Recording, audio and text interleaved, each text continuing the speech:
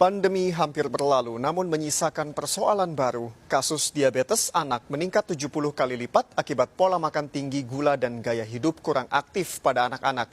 Di lain sisi, lemahnya aturan soal label kemasan makanan minuman siap saji membuat masyarakat tak teredukasi soal bahaya diabetes.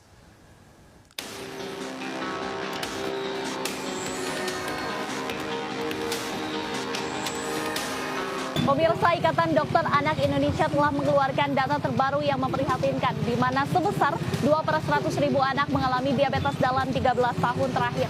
Walaupun memang penyakit diabetes anak ini bukan merupakan hal yang baru, namun lonjakan kasus ini perlu saatnya jadi perhatian semua pihak.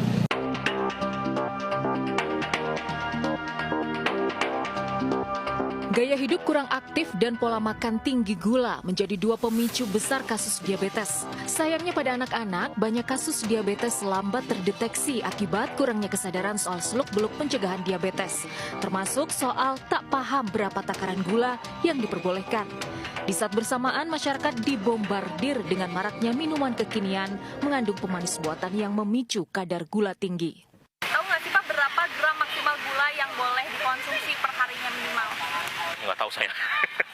Karena ibu rumah tangga kan nggak begitu sering tahu tentang kadar gula anak berapa gitu kan.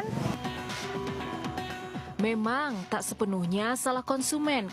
Dalam Permenkes nomor 30 tahun 2013, produsen makanan siap saji hanya diwajibkan memberikan informasi kandungan gula, garam dan lemak melalui media informasi dan promosi, bukan pada label kemasan.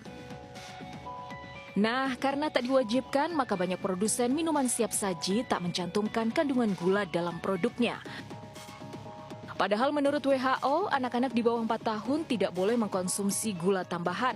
Usia 4 hingga 6 tahun maksimal 5 sendok, dan usia 7 hingga 10 tahun maksimal 6 sendok per hari. Nah, batasan gula pada anak sendiri yaitu tidak lebih dari 6 sendok teh atau sekitar 25 gram dalam sehari. Lemahnya aturan dan rendahnya kesadaran berujung pada data kasus diabetes anak yang benar-benar mengkhawatirkan.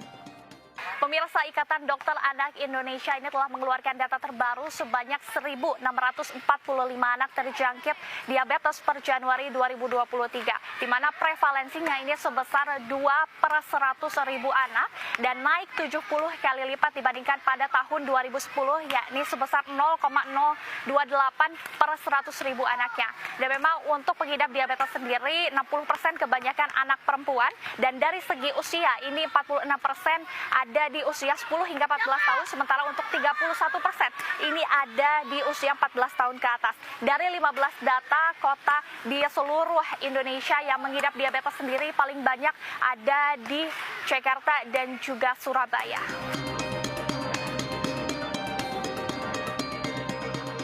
Kalau pada anak, obesitas dan overweight, tentulah gula, karbohidrat, pola makan, dan lain-lain menyebabkan obesitas.